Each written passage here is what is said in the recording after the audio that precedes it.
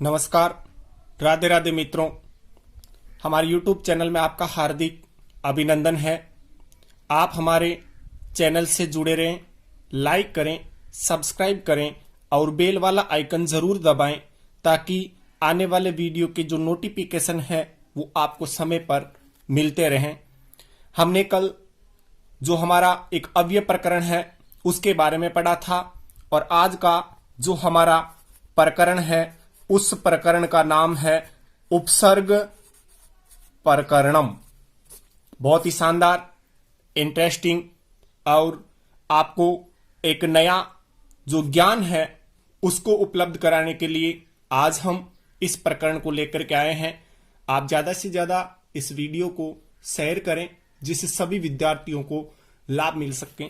कई विद्यार्थी कहते हैं कि सर हमारे संधि समझ में नहीं आती है, तो मित्रों उसकी मेन जो जड़ होती है वो होती है उपसर्ग। इसके ऊपर मैं आगे यहां पे चर्चा करूंगा, इसलिए सबसे पहले हम चलते हैं कि उपसर्ग किसे कहते हैं। उपसर्ग वह शब्दांश जो किसी शब्द के आगे जुड़कर उसके मूल अर्थ में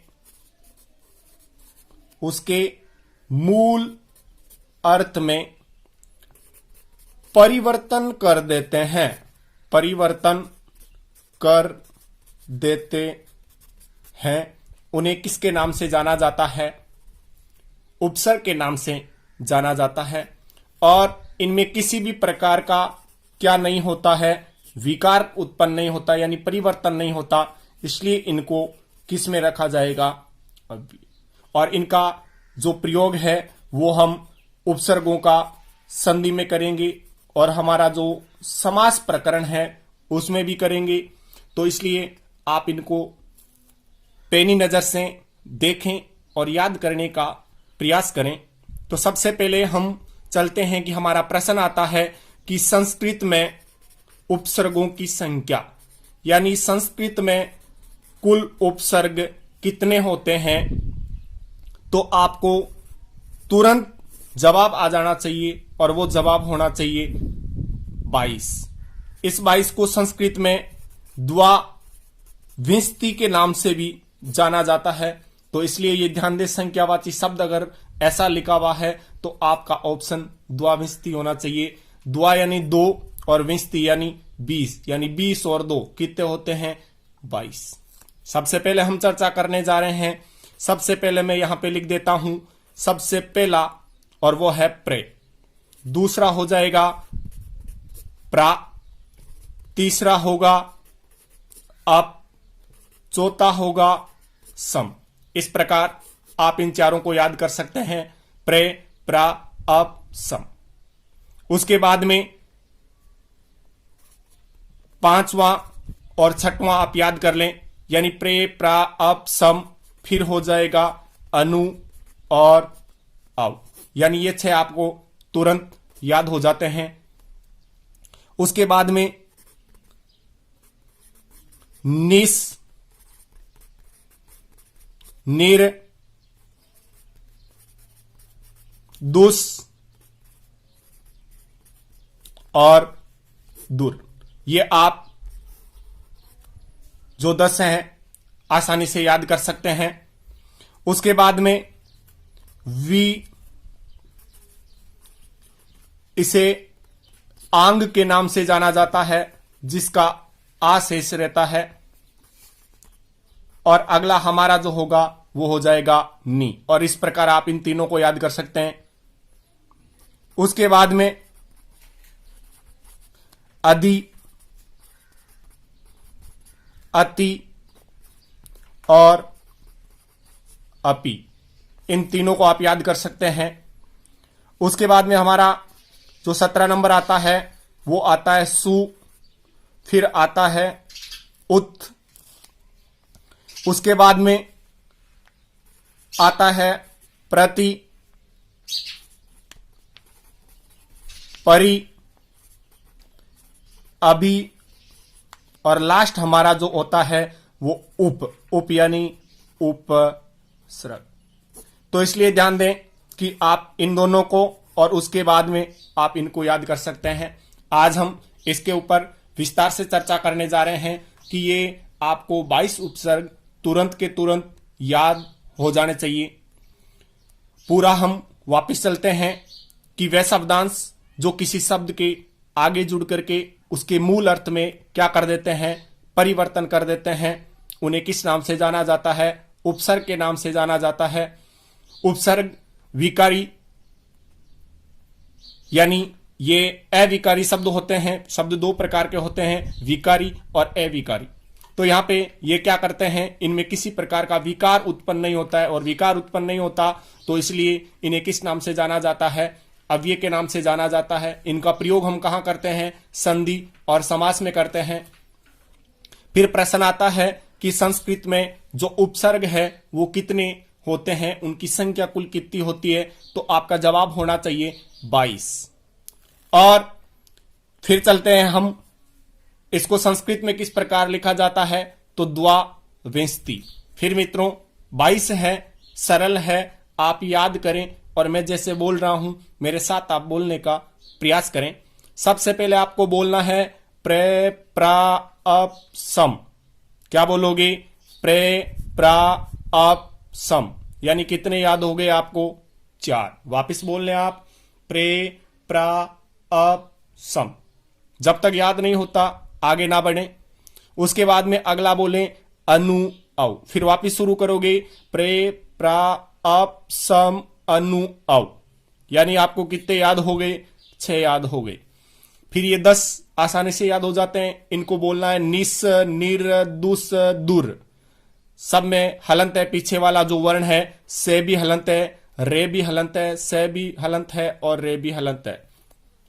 तो वापिस इसको बोल सकते हैं प्रे प्रा अप सम अनु औ निस निर दुस दुर। उसके बाद में आपको बोलना है वी आंगनी या फिर वी आ नी। आप दोनों तरीके से याद कर सकते हैं। फिर आपको बोलना है अदि अति अपि। जब तक याद नहीं होता अगला वर्ण आप ये शब्द है उसे याद ना करें। तो वापिस आप बोल सकते हैं प्रे प्रा अप सम अनु औ निस निर दुस दुर वी आ नी अदि अति अपि। फिर ये अपने आप ही आपको याद रह जाता है सुत। आप इसको 17 और 18 को याद कर लें, सुत। तो इसमें ध्यान दें आप, एक होता है सूत जो कच्चा धागा होता है, और यहां पे सुत क्योंकि ऊ भी छोटा है और आगे ऊ भी, तो यहां पे हम इसको सुत्ती बोलेंगे। तो यहां पे जो सुत शब्द बोल रहे हैं, सुत यानी पुत्र बेटा होता है, सुता यानी बेटी या पुत्री होता है, तो सुत। फिर प्रति परि अभि और उप। इस प्रकार आपको ये 22 याद हो जाते हैं। अब मैं यहां पे आपको बताऊंगा कि इनमें विशेष क्या होता है। विशेष क्या होता है कि मात्राओं को ध्यान में रखना जरूरी है।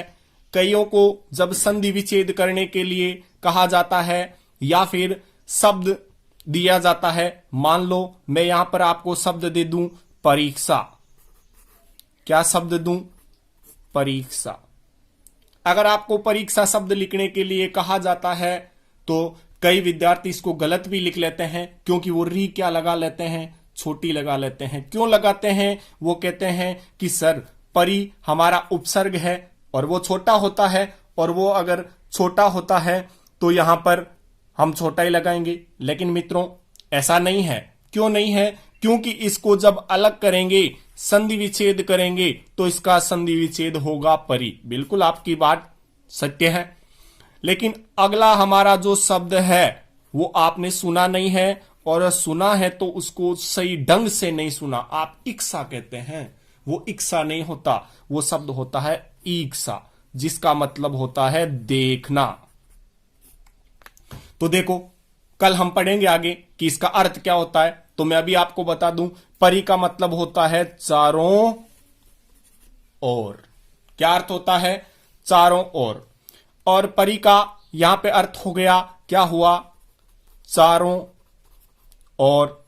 और सामने क्या है? देखना। भाई जब हमें किसी की परीक्षा लेने के लिए कहा जाता है कि फलाने की आदमी की परख लेनी है, परीक्षा करनी है, तो कई कहते हैं परीक्षा। अरे वो परीक्षा नहीं है, वो शब्द है परीक्षा। आप उसकी ले रहे हैं क्या, परीक्षा या परीक्षा? आप ले रहे हैं उसकी परीक्षा, क्योंकि आप उसको क्या कर रहे हैं, चारों ओर से देख रहे हैं कि कितना वो पानी में है और कितना वो बाहर है। तो इस प्रकार प्रत्येक शब्द इंटरेस्टिंग होता है, लेकिन हमें उसकी गहराई में जाना पड़ता है। तो ध्यान दें, अब क्या हुआ यहां पर, यानी परी की मात्रा। हमारी गलती कहां होती है, हम छोटी बड़ी मात्रा का ध्यान नहीं रखते। क्यों नहीं रखते? क्योंकि हम कहते हैं छोटी बड़ी। मित्रों, छोटी बड़ी नहीं है, मात्रा वो में बोलने का फर्क होता है। जैसे ई और ई, ये ई है और ये क्या है, ई है। अब आपको यहां पे पूछ लिया जाता है कि यहां पे ई प्लस, या इसे धन कहा जाता है हिंदी और संस्कृत में, तो ई और ई क्या होता है मित्रों, ई हो जाता है। तो इसलिए यहां पे जो शब्द बन के आया वो क्या बना, परीक्षा। तो ध्यान दें, मैं यहां मात्राओं के बारे में चर्चा करने जा रहा हूं। सबसे पहले प्रे, ए की मात्रा है, दिमाग में बैठा लें आप। इसमें आ की मात्रा है, इसके अंदर ए की मात्रा है, इसमें किसी भी प्रकार की मात्रा नहीं है। उसके बाद में यहां पे ऊ की मात्रा है और यहां पे ए की मात्रा है। यहां पर किसी प्रकार की मात्रा नहीं है, यहां पर भी मात्रा नहीं है, यहां पर भी मात्रा नहीं है, यहां पर भी मात्रा नहीं है। यहां पर मात्रा है वो किसकी है, ई की। यहां पे किसकी है, आ की। यहां पे किसकी है, ई की। यहां पर ई की, यहां पर ई की और यहां पर ई की। यहां पर जो मात्रा है वो किसकी है, ऊ की है। यहां पे कोई मात्रा नहीं है। यहां पे जो मात्रा है वो किसकी है, ई की। यहां पर भी किसकी है, ई की। यहां पर भी किसकी है, ई की। और यहां पर जो मात्रा है वो किसकी है, ए की। तो इसमें हुआ क्या कि जब भी आपको दीर्घ संधि पढ़ाई जाएगी तो उसके अंदर मित्रों यह हो सकता है, यह हो सकता है, यह हो सकता है, लेकिन इसका उदाहरण आपको दीर्घ संधि में कहीं सिर्फ हमें व्यंजन संधि में ही मिलेगा। यानी संस्कृत की जो हल संधि और हिंदी की व्यंजन संधि। ध्यान दें, आगे चलते हैं। यह आपको मिलेगा, किस में मिलेगा, दीर्घ संधि में। यह मिलेगा किस में मिलेगा, दीर्घ में मिलेगा। सबसे पहले मैं दीर्घ की चर्चा कर रहा हूं, आगे बताऊंगा और किस में मिलेगा। उसके बाद में दीर्घ में, दीर्घ में, दीर्घ में, दीर्घ में, दीर्घ में, दीर्घ में, दीर्घ में यह नहीं मिलेगा, यानी आपको स्वर संधि में यह कहीं नहीं मिलेगा। यह मिलेगा तो किस में मिलेगा, व्यंजन संधि में मिलेगा। यहां पर बता दूं कि यहां पर कुछ नहीं था, यानी स्वर था ही नहीं, तो इसलिए ये स्वर संधि में आपको कहीं नहीं मिलेंगे। ये आपको अगर मिलेंगे तो कहां मिलेंगे, विसर्ग संधि में मिलेंगे। विसर्ग संधि के अलावा ये आपको कहीं पर नहीं मिलेंगे। संस्कृत के अंदर अगर मिलेंगे तो आपको ये व्यंजन संधि में मिलेंगे, उसके अलावा कहीं पर नहीं मिलेंगे। यानी ये स्वर संधि का भेद नहीं हो सकता। तो इस प्रकार ध्यान देने की बात है।